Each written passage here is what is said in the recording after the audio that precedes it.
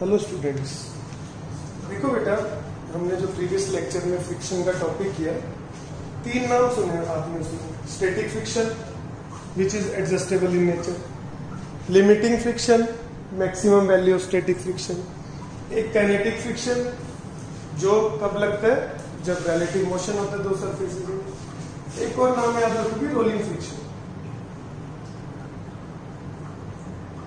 Rolling friction जब कोई चीज रोल होती है, जैसे हमारा जो टायर होता है वो घूमता है तो रोलिंग फ्रिक्शन लगता है। तो रोलिंग फ्रिक्शन की वैल्यू स्टैटिक फ्रिक्शन और काइनेटिक फ्रिक्शन से काफी कम होती है। ओके, बस इतना ध्यान रखना है आपको। तो इसका फिर यूज क्या हो जाता है रोलिंग फ्रिक्शन में? जैसे मैंने आपको बताया था कि इंजन में इंजन ऑयल डलता है कि पार्ट्स रब होते हैं जिससे हीट डिसिपेट होती है, वियर एंड टियर होता है, तो उसको कम करने के लिए हम इंजन ऑयल डालते हैं। सिमिलरली आपने बॉल बेयरिंग्स भी सुनी होंगी कि बॉल बेयरिंग्स भी डालते देते हैं दो पार्ट्स के बीच में जो रब हो सकते हैं। तो बॉल बेयरिंग से क्या होगा, क्योंकि वो स्फेरिकल शेप की होती है तो रोलिंग फ्रिक्शन लगेगा, रोलिंग फ्रिक्शन कम होता है तो ऐसे फ्रिक्शन अपना रिड्यूस हो जाएगा और बियरिंग टेयरिंग या भी कम होगा। बस इतना आपको इसके बारे में जानना है, रोलिंग फ्रिक्शन के बारे में, कि इसकी वैल्यू कम होती है। जहां पर भी हमें फ्रिक्शन कम करना होता है हम इस रोलिंग फ्रिक्शन का यूज कर लेते हैं। ओके, फिर और देखो क्वेश्चन, एनसीईआरटी का क्वेश्चन है, बहुत बढ़िया क्वेश्चन आपको सीखना है कि एक ट्रॉली जा रही है जैसे, इसके ऊपर एक ब्लॉक पड़ा और ब्लॉक और ट्रॉली के बीच का कोफिशिएंट ऑफ स्टैटिक फ्रिक्शन दे रखे 0.15 और पूछ रखे कि बताओ कितने मैक्सिमम एक्सेलरेशन के साथ ये ट्रॉली जा सकती है कि ये ब्लॉक इसके ऊपर स्लाइड ना करे, स्लिप ना करे। देखो बेटा, आपने एक वो एग्जांपल कर रखा है तो सुना होगा कि एक ग्लास है हमारा पानी से भरा हुआ, उसके ऊपर हमने कार्डबोर्ड रखा, उसके ऊपर कॉइन रखा। अगर तुम कार्डबोर्ड ले लो या चाहे पेपर ले लो, अगर तुम धीरे धीरे लेके जाएंगे तो वो कॉइन उसके साथ साथ चलेगा, बट अगर हम उसे एकदम से खींच देंगे तो कॉइन पानी के गिलास में गिर जाएगा। ठीक है, अब वैसा ही कंडीशन है कि आप मैक्सिमम कितनी स्पीड से कार्डबोर्ड को खींचो, कितने एक्सेलरेशन से कार्डबोर्ड को खींचो कि कॉइन कार्डबोर्ड के साथ चले, स्लिप ना हो। अगर आपने उससे ज्यादा से खींच दिया, कार्डबोर्ड ज्यादा आगे चला जाएगा, कॉइन इतना आगे जा नहीं पाएगा, कॉइन नहीं गिर जाएगा। तो सेम बात यहाँ पर है, सिर्फ क्या दे रखे अपने को, कोफिशिएंट ऑफ स्टैटिक फ्रिक्शन। तो इसमें समझने वाली बात ये बेटा कि इस ब्लॉक को कौन चलाएगा। ब्लॉक को आगे लेके जाने के लिए जो चीज रिस्पॉन्सिबल है वो है फ्रिक्शन, क्योंकि ट्रॉली में तो नीचे फ्रिक्शन आएगा, ट्रॉली एक्सेलरेट करेगी, ब्लॉक को कौन लेके जाएगा, फ्रिक्शनल फोर्स। और आपको पता है फ्रिक्शनल फोर्स की एक मैक्सिमम वैल्यू होती है, क्या होती है एफएस मैक्सिमम, म्यू एस। अगर फोर्स मैक्सिमम है तो इसके एक्सेलरेशन भी मैक्सिमम होगा उसके कॉरेस्पॉन्डिंग। मतलब इस ब्लॉक का मैक्सिमम एक्सेलरेशन कितना हो सकता है, फोर्स किसके बराबर होता है, M A, mu S N को किसके बराबर रख दो, एम ए।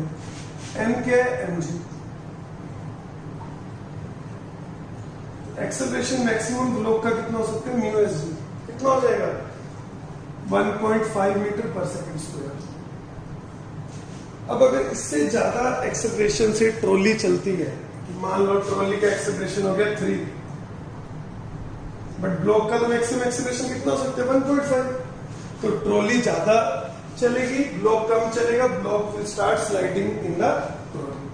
ठीक है बेटा, तो ये हमेशा याद रखना है कि कोई भी चीज पड़ी है और वो स्पीड ना हो तो मैक्सिमम एक्सेलरेशन कितना हो सकता है ट्रॉली का, mu S G.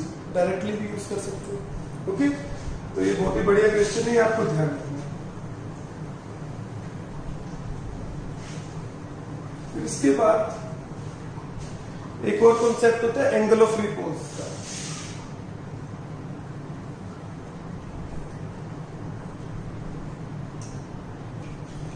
Angle of repose क्या होता है बेटा, जैसे मतलब मानो ऐसा कोई इंक्लाइंड प्लेन था, ब्लॉक, ये ब्लॉक अभी मूव नहीं कर रहा, अब ये रफ सरफेस है, ये स्मूथ सरफेस नहीं है, तो ब्लॉक नीचे नहीं जाएगा फ्रिक्शन में। आपने इस इंक्लिनेशन को बढ़ाते गए और एक एंगल ऐसा आएगा जहां पर ये ब्लॉक नीचे की तरफ मूव करना स्टार्ट कर देगा। बस उसी एंगल को क्या कहते हैं, एंगल ऑफ रिपोज। कि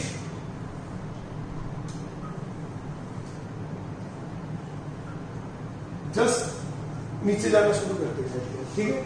मतलब या तो ऐसे डेफिनेशन दे दो,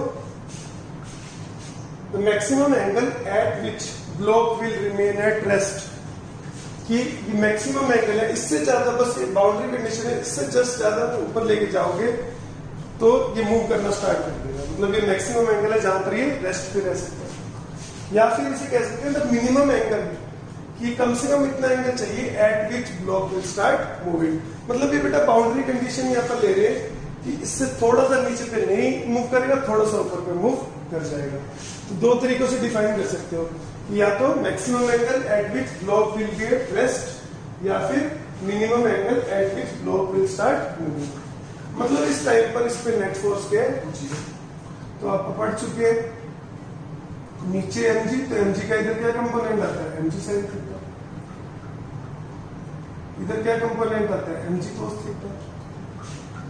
normal perpendicular to the surface, obvious सी बात है फ्रिक्शन पीछे लगेगा, और ये फ्रिक्शन की क्या होगी, मैक्सिमम वैल्यू। ओके, क्योंकि इसके बाद और जब आप थीटा बढ़ाओगे तो थीटा बढ़ेगा तो साइन थीटा भी बढ़ेगा, तो mg sin थीटा फ्रिक्शन से ज्यादा हो जाएगा और ये नीचे आना शुरू होगा। तो इस टाइम पे जस्ट फोर्स बैलेंस हो रहे हैं और फ्रिक्शन क्या लग रहा है, मैक्सिमम। मतलब अगर आप इससे छोटा एंगल लो मानो, तो अभी इधर mg sin थीटा लग रहा होगा, मतलब इसको नया एंगल मान लो फाई, mg sin फाई लग रहा होगा, पीछे फ्रिक्शन लग रहा होगा। यहाँ पर आप नहीं कह सकते कि फ्रिक्शन मैक्सिमम लग रहा होगा। फ्रिक्शन ब्लॉक रेस्ट पे, इसका मतलब फ्रिक्शन की वैल्यू किसके बराबर होगी, mg sin फाई के। ये स्टैटिक फ्रिक्शन है which is adjustable in nature. जैसे जैसे आप ऐसे बढ़ाते जाएंगे वैल्यू बढ़ती जाएगी साइन थीटा की, mg sin थीटा बढ़ता जाएगा, f बढ़ता जाएगा। कब तक बढ़ेगा, जब तक ये वाला कंपोनेंट फ्रिक्शन के बराबर नहीं हो जाता, फ्रिक्शन मैक्सिमम फ्रिक्शन के बराबर नहीं हो जाता। इस केस में यहाँ मैक्सिमम फ्रिक्शन लग रहा होगा, इससे आगे लेके जाओगे तो mg sin थीटा बड़ा हो जाएगा, फ्रिक्शन कम हो जाएगा, ब्लॉक विल स्टार्ट मूविंग। तो आपको फोर्सेस बैलेंस करने हैं। कैसे बैलेंस करेंगे, along the incline, perpendicular to the incline, क्योंकि अपने पास ऐसी फोर्स है। तो नॉर्मल किसके बराबर हो जाएगा, mg cos थीटा। फ्रिक्शन किसके बराबर हो जाएगा, mg sin थीटा। फ्रिक्शन क्या लग रहा है, मैक्सिमम। मैक्सिमम कितना होता है, म्यू एस एन।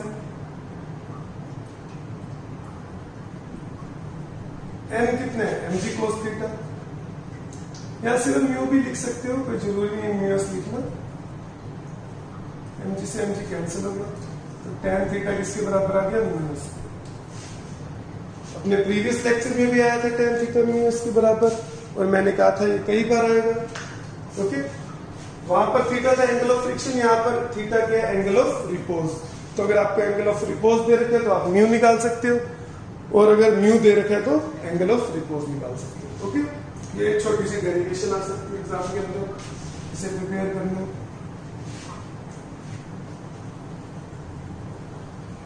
फिर इसके बाद एक और अच्छा क्वेश्चन बनता है बेटा इसके अंदर कि ऐसे आता है वो question, conceptual question, why is it easier to pull a lawn roller than push it. कि लोन रोलर को पुल करना, जैसे मतलब ये लोन रोलर है मानो,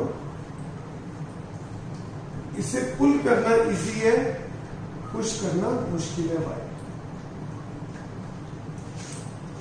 तो देखो हम देखेंगे दोनों केस बेटा, because of the normal. Answer है इसका कि पुशिंग के केस में नॉर्मल इंक्रीज हो जाएगा, पुल के केस में नॉर्मल कम लगेगा। नॉर्मल कम लगेगा तो फ्रिक्शन कम लगेगा, इसलिए इसे पुल करना आसान है। तो देखो कैसे, ये एंगल मान लो थीटा, तो इसका ऊपर इधर क्या कंपोनेंट आएगा, एफ कोस थीटा, इधर क्या कंपोनेंट आएगा, एफ साइन थीटा, ऊपर नॉर्मल नीचे mg। तो यहाँ फोर्सेस बैलेंस करोगे, n plus F sine theta किसके बराबर आएगा, mg, और n क्या आ जाएगा, mg minus F sine theta. Normally n क्या रहता है, mg। mg से भी कम हो गया, n कम हो गया तो फ्रिक्शन कम हो गया, फ्रिक्शन कम हो गया तो इट इज इजियर टू पुल।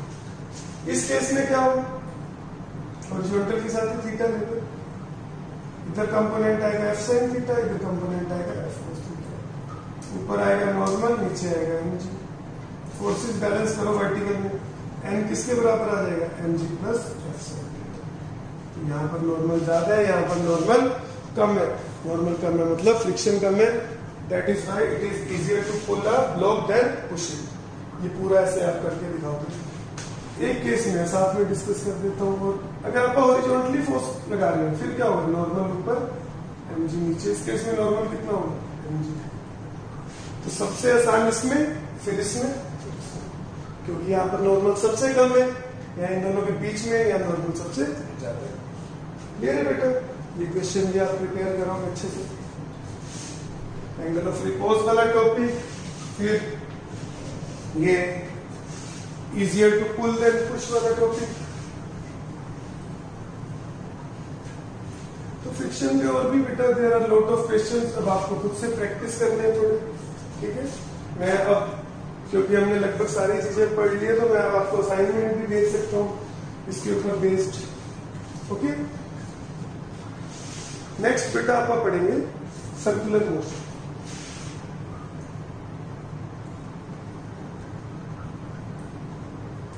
पहले हमने पढ़ा था बेटा यूनिफॉर्म सर्कुलर मोशन।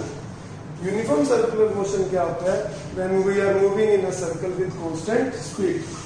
ओके, वहां पर अपन ने सिर्फ इतना पढ़ा कि अगर हम कांस्टेंट स्पीड से घूम रहे हैं तो हमारी स्पीड कांस्टेंट है बट वेलोसिटी चेंज हो रही है। अगर जब भी वेलोसिटी में चेंज होगा देयर विल बी एक्सेलरेशन। और कितना एक्सेलरेशन पढ़ा था अपन ने, v²/r। इसे सेंट्रीपिटल एक्सेलरेशन बोलते हैं, always act towards the centre, और इसकी वैल्यू लिखनी होती है v²/r। ठीक है। अब अपने को तब आप पढ़ते थे kinematics, study of motion without going into the cause of motion. अब अपने को डायनेमिक्स पढ़ रहे हैं। लॉज ऑफ मोशन में क्या पढ़ते हैं, डायनेमिक्स ऑफ मोशन। तो अपने को ये डिस्कस करना है कि कॉज ऑफ मोशन क्या है, ये एक्सेलरेशन आता कहां से है। ओके, और इस चैप्टर में जो आप सर्कुलर मोशन पढ़ेंगे वो ऐसे सर्कल होंगे कि जैसे ग्राउंड पे सर्कल घूम रहे या फिर ऐसे सर्कल घूम रहे। देखो ऐसे अगर आप सर्कल में घूम रहे हो ये होता है वर्टिकल सर्कल, और अगर ऐसे घूम रहे हो मतलब मेरे हैंड के पैरेलल कहीं पर भी घूम रहे हो तो ये हॉरिजॉन्टल सर्कल है, बॉल के पैरेलल कहीं पर भी घूम रहे हो तो वो वर्टिकल सर्कल है। तो इस चैप्टर में हम सिर्फ हॉरिजॉन्टल सर्कल डिस्कस करते हैं, फिर नेक्स्ट चैप्टर में वर्टिकल सर्कल आते हैं वर्क एनर्जी पावर में। क्यों वहां पर आते हैं, क्योंकि वर्टिकल सर्कल के केस में एनर्जी के कॉन्सेप्ट्स आते हैं, बिना एनर्जी के हम वर्टिकल सर्कल को नहीं पढ़ सकते। ओके, तो ये ध्यान रखना है कि पहले हम सर्कुलर मोशन पढ़ चुके हैं, फिर अब हम सर्कुलर मोशन पढ़ रहे हैं हॉरिजॉन्टल सर्कल वाला, अगले चैप्टर में पढ़ेंगे वर्टिकल सर्कल वाला। ऐसे पार्ट्स में सर्कुलर मोशन देने का एनसीईआरटी के अंदर कुछ बुक्स में एक पूरा चैप्टर दिया होता है सर्कुलर मोशन। ओके, अब देखो आप हॉरिजॉन्टल सर्कल में घूम रहे हो, आप साइकिल घुमा रहे हो मानो, ठीक है। तो अब सोचने वाली बात यह है कि जब आप साइकिल घुमा रहे हो तो आपका एक्सेलरेशन होगा, और एक्सेलरेशन कहां से आता है, फोर्स से। तो वीडियो पॉज करके एक बार सोचना कि जब हम साइकिल घुमा रहे हैं तो कौन सा फोर्स हमें सेंट्रीपिटल एक्सेलरेशन प्रोवाइड कर रहा होगा, क्योंकि बिना फोर्स के एक्सेलरेशन नहीं आएगी। ठीक है, तो जब आप साइकिल घुमाते हो बेटा जो फोर्स लगता है वो लगता है फ्रिक्शन। आपने ये भी नोटिस किया होगा जब आप टर्न लेते हो, कोई भी टर्न ना बेटा एक सर्कल का पार्ट होता है, तो जब आप टर्न ले रहे होते हैं तब आप सर्कुलर मोशन कर रहे होते हैं। टर्न लेते टाइम हम अपनी साइकिल, बाइक या कार की स्पीड कम कर देते हैं क्योंकि ओवर टर्निंग का डर होता है, हम गिर सकते हैं। तो क्या होता है, हर टर्न पे आप एक मैक्सिमम स्पीड पे मोड़ सकते हो, अगर उससे ज्यादा स्पीड कर दी तो आप गिर जाओगे। तो अब आप ये डिस्कस कर रहे हैं कि motion on a level road, कि सिंपल रोड है, अपने को बैंक रोड पढ़ना है इसके बाद। बहुत इंपॉर्टेंट टॉपिक होता है बैंकिंग ऑफ रोड। आपने हाईवेज पे देखा होगा टर्न्स पे थोड़ी सी सड़क ऐसे की होती है, इसी को बोलते हैं बैंकिंग ऑफ रोड। हम डिस्कस करेंगे कि बैंकिंग ऑफ रोड होता क्या है और why roads are bank. But अभी हम लेवल रोड पे पढ़ रहे हैं बिल्कुल। तो जब लेवल रोड पर हो, आप टर्न ले रहे हो, तो आप कितनी मैक्सिमम वेलोसिटी से टर्न ले सकते हो वो डिस्कस करिए। तो आपका फोर्स किसके बराबर होगा, मास इनटू एक्सेलरेशन, और लिख लो एमएस से पहले। आपको मैक्सिमम वेलोसिटी निकालनी है, ओके। तो मैक्सिमम वेलोसिटी के कॉरस्पॉन्डिंग फोर्स भी क्या होगा, मैक्सिमम, और मैक्सिमम फोर्स क्या होता है, एफएस मैक्सिमम। ये किसके बराबर होता है, म्यू एस एम। क्योंकि इससे ज्यादा वेलोसिटी कर दी तो और ज्यादा फोर्स चाहिए होगा, और ज्यादा फोर्स हम प्रोवाइड नहीं कर पाएंगे, फ्रिक्शन नहीं इतना लग पाएगा, आप गिर जाओ। एन किसके बराबर होगा, एमजी के। तो वी मैक्सिमम जो आ गया वो इसकी वैल्यू क्या आ गई, म्यू एस आर जी। ये छोटी सी डेरिवेशन है और आपको ये फॉर्मूला भी याद रखना है, ओके। एक चीज और आप अपने लेवल पे खुद से सोचोगे, साइकिल चल रही है और मैंने जब कहा था कोई चीज चलती है तो काइनेटिक फ्रिक्शन लगता है कि there is a relative motion between the cycle and the road, okay. तो साइकिल चल रही है, रिलेटिव मोशन है, फिर मैं why am I using mu S K, कि म्यू के क्यों नहीं यूज कर रहे, ये आप खुद से सोचोगे, ओके।